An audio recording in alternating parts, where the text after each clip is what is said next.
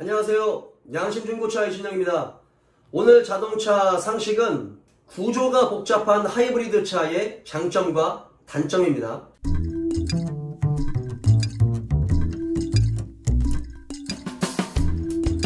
제가 앞전 영상에 하이브리드 차를 추천하지 않는 이유에 대한 영상을 찍었고 굉장히 많은 관심을 보여주셨고요. 의견들이 좀 더 다양했지만 통상적으로 굉장히 만족스럽게 타신다라는 분들이 굉장히 많았습니다. 하이브리드 자동차가 나쁘다, 요게 아니에요.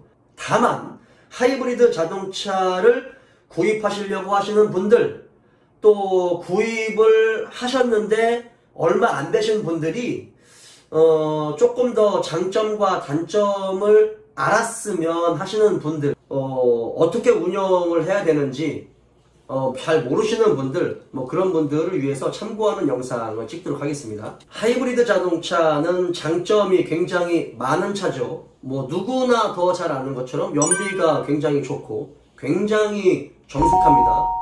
그리고 어떤 부분에서는 또 파워트레인 쪽의 내구성이 또 굉장히 좋아요. 왜 좋냐면 모터가 엔진을 어시스트하는 이런 부분에서 엔진의 부하가 덜 걸리는 건 사실입니다. 그러다 보니까 엔진 오일이나 냉각수 이런 부분의 열에 의한 열화나 산화가 조금 덜 돼요. 그러다 보니까 엔진 오일이나 냉각수의 교환 주기가 좀 길어지는 것도 사실이고, 브레이크 라이닝 같은 경우도 모터의 동력이, 전기 에너지 동력을 딱 끊으면 바로 감속이 되다 보니까 엔진 브레이크가 걸리는 것과 같은 그런 효과를 볼 수 있습니다. 그러다 보니까 라이닝을 사용하는 그런 부분에서도 조금 더 오랫동안 쓸 수 있다, 이런 장점도 있습니다. 내연기관 같은 경우는 100년이 넘는 역사를 가지고 있죠. 하이브리드 자동차는 길어야 30년, 그리고 실제 국산으로 따지면 길어야 한 20년입니다. 지금 하이브리드 자동차도 굉장히 좋죠. 예전에 있었던 안 좋은 점들이 거의 다 개선이 됐기 때문에 장점이 굉장히 많은 차입니다. 시내 운전을 할 때 또 모터가 개입되는 부분에서 배터리 충전도 잘 되고 배터리의 효율도 또 굉장히 좋아졌고, 그러다 보니까 만족스럽게 타시는 분들도 굉장히 많습니다. 점점 더 기술 개발이 됨으로 인해서 여러 가지 편하게 운전할 수 있는 장치들이 많이 들어가 있죠.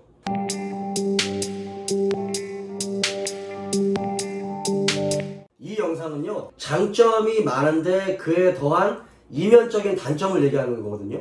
자동차 정비 경험을 하고 정비 공부를 하고 자격증을 따고 정비사님들하고 모임을 하고 이렇게 하면서 정말 여러가지 또 경험을 하기도 하고 했거든요.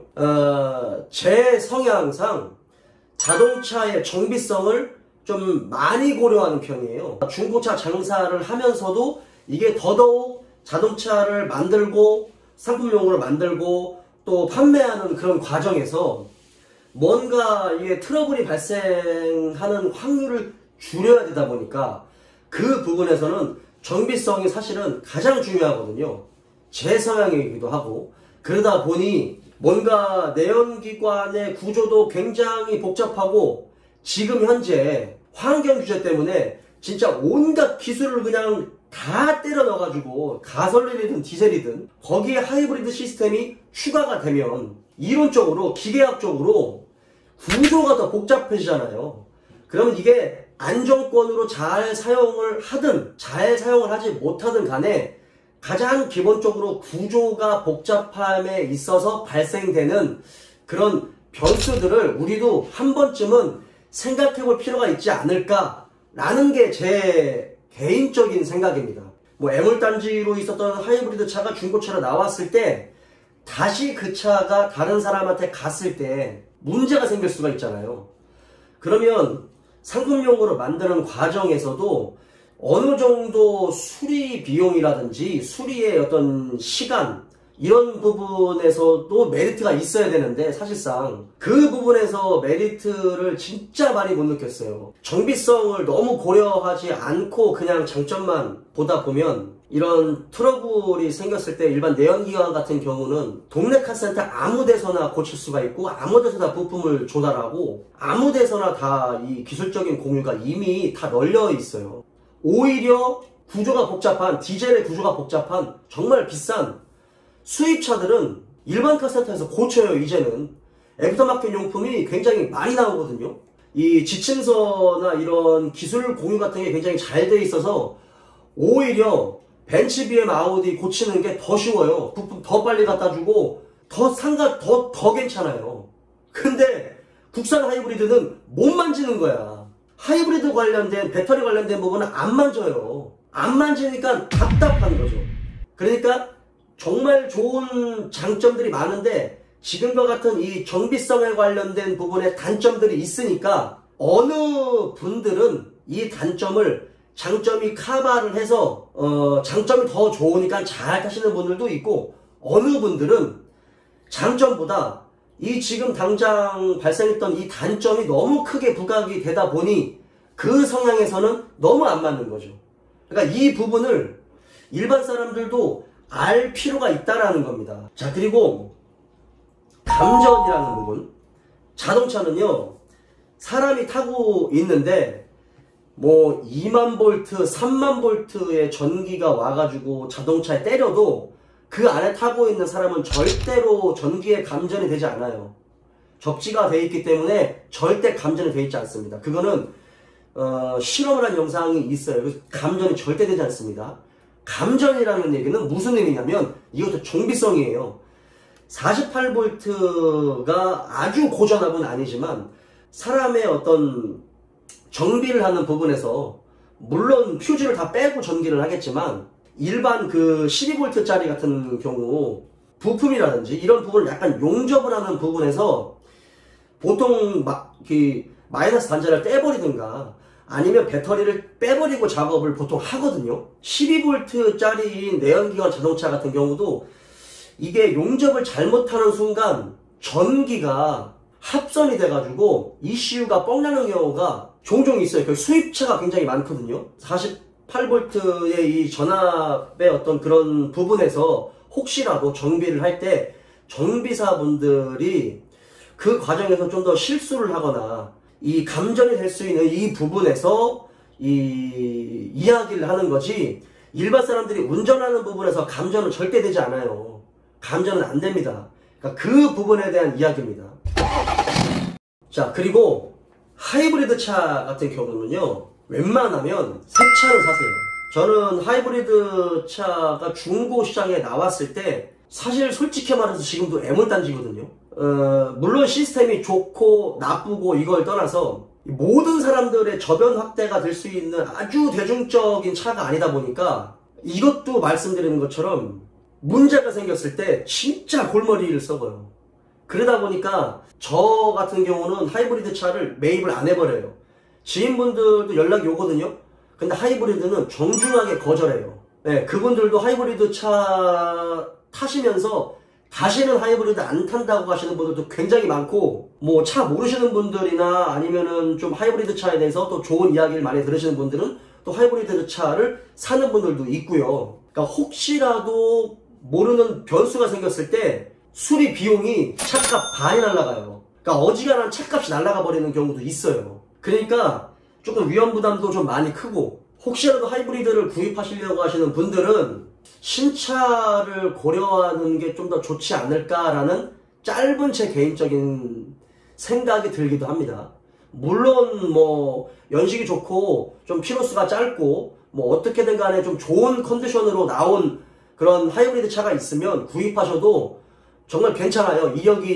확실한 이력이 있는 차들 같은 경우는 괜찮은데, 저는 개인적으로 하이브리드 차는 신차를 사는 게 맞다라고 생각을 하거든요.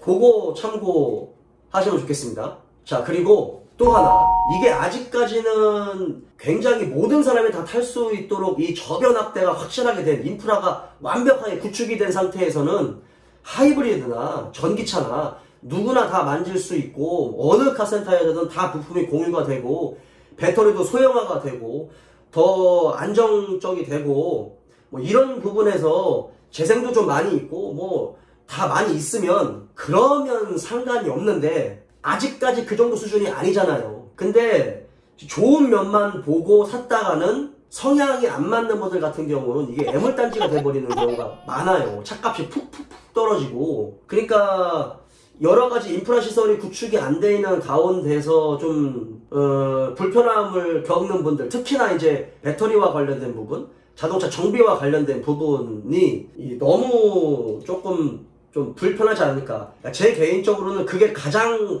단점이지 않을까 생각을 하거든요. 정비를 계속 공부하고 있는 입장에서 눈에는 뭐만 보인다고. 사실 모든 차가 단점밖에 안 보여요. 단점밖에 안 보이니까 최대한 그 단점이 장점을 넘어서지 않는 선에서의 메리트를 찾으려고 노력을 하거든요.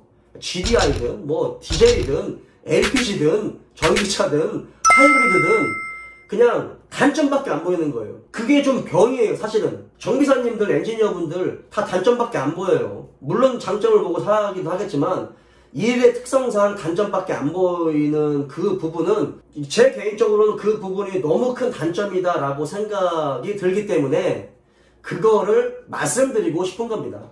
그 부분을.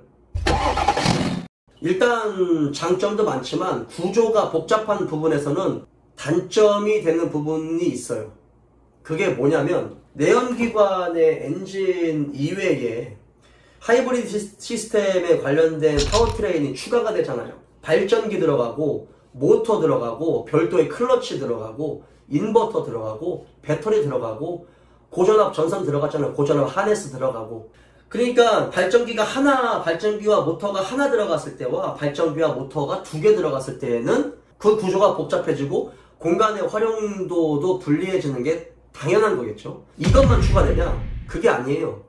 고전압 전기를 사용하고 있다 보니까 전압, 전류, 온도 감지 센서 들어가야 되고 차단 센서 들어가야 되고 그것을 안전장치를 구동하기 위한 별도의 액추에이터가 추가적으로 들어가야 됩니다. 가장 기본적인 것만 말씀드린 거예요.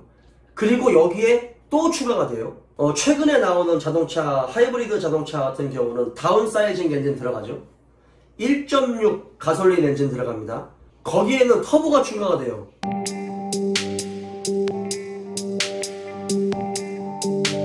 하이브리드 시스템에 터보 차저 장착됐잖아요. 터보 차저가 왜 장착이 됐을까요? 그렇지 않아도 구조가 복잡한데 터보 차저가 더 장착이 됐잖아요. 그죠? 출력 때문에 그래요. 출력 때문에. 제조사 입장에서는 점점 환경 규제도 심해지죠. 신기술은 내야 되죠. 연비는 좋아져야 되죠. 파워트레인이나 거기에 관련된 부품의 내구성도 점점 좋아져야 됩니다. 그러면 내구성을 잡으려면 출력을 낮추면 돼요. 출력을 내리면 내연기관의 엔진들이나 모터, 거기에 딸리는 각종 부품들의 내구성을 다 잡을 수가 있어요. 연비도 어느 정도 이 배출가스도 잡을 수가 있고. 그런데 소비자들은 그걸 원하지 않아요. 이 모든 걸 다 하면서도 높은 출력을 원하고 있어요. 그러면 어쩔 수 없이 하나 두 개씩 더 달리는 거예요. 그런 하드웨어적인 거나 소프트웨어적인 부분에서 구조가 굉장히 복잡해지고 그 시스템을 유기적으로 동작시키려면 시스템 로직이 더 많이 들어갑니다. 나중에는 하이브리드 자동차에 들어가는 내연기관에서 나오는 엔진에서 나오는 그 배출가스 있죠. 가솔린은 뭐 질소산화물이 많이 안 나와요. 솔직히 말해서. 근데 거기에서 나오는 질소산화물까지도 줄이기 위해서 지금 이제 앞으로 계속 나오는 가솔린 차들 보면 GPF 달릴 겁니다. 디젤 차에 들어가는 DPF, NOx 들어가는 PM 찌꺼기를 잡기 위해서 DPF 달리잖아요. 가솔린도 GPF가 달려 나와요, 이제. 그 하이브리드도 배출가스의 그 환경 규제가 점점 심해지면 지금 전자식 EGR 들어가 있는데 그 EGR의 구조나 용량이 더 커지고 이제 하이브리드에도 GPF가 달려서 나올 거예요. 구조가 더 복잡해지는 겁니다. 그러면 현재 하이브리드뿐만이 아니고 가솔린, 디젤 차도 지금 나오는 최신 차들 있잖아요. 최신 차들 같은 경우는 정말 거의 기술이 끝까지 올라갔어요. 문제가 생기면 말 그대로 하드웨어, 소프트웨어적인 부분에서 거의 끝까지 올라갔기 때문에 구조가 복잡하고 소프트웨어적인 구조가 더 복잡하고 더 여러 가지 로직들이 들어가야 되다 보니까 문제가 생기면 진단이 굉장히 어렵습니다. 진단이 어렵고 진단을 할 수 있는 장비도 그렇게 많지가 않고 시간도 굉장히 어렵고 비용도 많이 들어가고요. 그러니까 구조가 복잡하면 가솔린이든 디젤이든 하이브리드는 당연한 거고 다 안 좋아요. 터보차저가 추가가 되는 차들이 있어요. 그리고 터보차저 시스템이 더 추가가 되는 거예요. 그렇지 않아도 복잡한데 더 복잡해지는 거예요. 뭐가 추가가 될까요? 기본적으로 터보차저 들어가죠. 그리고 터보차저 들어가면 기본적으로 흡기 라인이 길어지죠. 그 다음에 냉각수 라인 들어가야 되죠. 오일 라인 들어가야 됩니다. 터보 압력 센서 들어가야 되죠. 배기 온도 센서 들어가야 됩니다. 터보차저가 들어가면 전용 산소 센서 들어가야 됩니다. 오일 온도 센서 들어가야 되고요. 터보 액추에이터 들어가야 돼요. 터보 액추에이터 들어가고 이 많은 센서와 액추에이터들이 동작을 해야 되고 안전장치가 있어야 되는 ECU가 추가적으로 들어가야 돼요. 메인 ECU 따로 있고 하이브리드와 관련된 ECU, 그 다음에 터보차저와 관련된 ECU 역할을 하는 그런 부품들이 추가적으로 들어가야 돼요. 어떤 엔지니어든 어떤 정비사든 구조가 복잡해지면 변수가 굉장히 많이 발생될 확률이 높다라는 거는 이거는 다 알고 있어요. 조립하는 과정에서도 불리하고 자동차가 한 군데서만 있는 게 아니라 계속 움직이고 환경의 변화에 굉장히 민감하다 보니까 그런 부분에서도 변수가 매우 많이 발생될 수 있습니다. 그리고 저는 이 부분도 생각을 안 할 수가 없어요. 하이브리드 자동차 그리고 전기차 사실은 뭐 48V, 뭐 60V, 뭐 240V, 뭐 300V, 400V, 600V, 800V 이렇게 사용하죠. 그러면 사실은 굉장히 고전압이거든요. 하이브리드 같은 경우 48V는 그렇게 고전압은 아니에요. 모든 분들이 아실 거예요. 똑똑하신 분들은 더 잘 아실 겁니다. EMI, 전기의 어떤 전자파에 의해서 생기는 어떤 그런 방해? 이런 부분. 그러니까 물리적인 부분이나 자연적인 현상에서 전자파가 발생이 돼요. 전자파, 그 다음에 어떤 자기장, 이런 것들이 발생을 하면 전자기계의 어떤 기능적인 부분에서 방해를 할 수 있습니다. 방해를 하다 보면 기능이 저하가 되거나 아니면 그 기능이 완전히 손상돼 버리는 경우가 생겨요. 전자기기의 통신이나 이런 부분, 뭐 흐름이나 이런 것들을 방해하는 거죠. 그게 지속적으로 되는 게 아니라 어떠한 조건이 맞았을 때 이런 EMI 전자파에 의한 손상이 일어나는데 이거는 꼭 하이브리드와 관련된 게 아니고요. 내연기관, 하이브리드, 전기차, 모든 차, 그리고 항공기 점점 기술이 발전하고 점점 전압과 전류의 세기가 높아지고 고전압과 관련된 부분, 그 다음에 통신과 관련된 부분이 발달하면 발달할수록 EMI와 관련된 부분에서 굉장히 전기 트러블이나 트러블이 매우 많이 발생합니다. 그거는 확률적으로 낮을 수 있고 이걸 개발하는 엔지니어 분들이 다 이런 부분까지 계산을 하고 안전장치를 만들기는 했겠지만 요즘 신차들 보시면 뭐 어떤 손상이나 어떤 기계적인 결함이 아닌데도 차 갑자기 쓰거나 시동이 안 걸리거나 전원이 안 걸리거나 이런 경우가 생기잖아요. 어떤 지역에서 갑자기 그런 경우가 생겼는데 그 지역을 벗어나니까 또 좀 잘 되는 경우도 있었고 그게 꼭 EMI다 아니다 라고 말할 수는 없겠지만 이 EMI는 굉장히 중요한 부분이고 전자기기를 다루는 엔지니어 분들은 이 부분을 굉장히 크게 생각하실 겁니다. 구조가 복잡해지는 이 가운데 개입될 수 있다. 그런 확률도 있다 라는 그런 부분이겠죠. 자, 그리고 제가 제일 답답한 거는 정비성이 너무 그지 같아요. 그러다 보니까 이게 사업소로 가야 돼요. 일반 이 서비스 센터에서도 못 만져요. 그 부분도 굉장히 답답하고 그 다음에 이게 뭐 부품 가격도 굉장히 비싸잖아요. 애프터마켓 용품이 거의 없어요. 그러다 보니까 그냥 정품 사용해야 되는 경우도 있고 수리 기간도 굉장히 오래 걸리고요. 내연기관에 들어가 있는 어떤 그런 오일 라인, 유롤 같은 그런 부분도 파악하기가 굉장히 어렵고, 내연기관에 들어가 있는 전기장치의 회로도도 지금 더 복잡해져서 회로도 자체도 많은 걸로 알고 있는데, 하이브리드 같은 경우는 그 회로도가 더 복잡하거든요. 엔진과 유기적으로 동작을 해야 되기 때문에 굉장히 많은 변수가 들어가고 중간에 구조물이 매우 많이 들어갑니다. 근데 이런 회로도까지도 완벽하게 이해를 해서 정비하고 진단하는 기술자가 도대체 몇 명이나 있을까 생각이 돼요. 주재원들조차도 완벽하게 파악하기가 굉장히 어려워요. 구조가 복잡하면 좋은 게 아무것도 없습니다. 좋은 거 아무것도 없어요. 하지만 하이브리드 자동차 굉장히 좋은 자동차입니다. 그리고 앞으로 더 많이 발전을 할 거고, 더 대중적이 된다라고 하면 그와 관련된 인프라가 더 많이 구축이 되고 좀 편안하고 굉장히 부담 없이 좋은 연비로 정숙함으로 탈 수 있을 겁니다. 좋은 차고요. 장점이 굉장히 많은 차지만 그 굉장히 많은 장점 이면에 단점들도 있다라는 부분, 단점을 커버하고도 남을 만큼의 장점이 있기 때문에 만족하시는 분들도 매우 많다라는 부분입니다. 자, 오늘 영상은 여기까지입니다. 다음에는 다른 주제로 찾아뵙도록 할게요. 오늘 여기까지.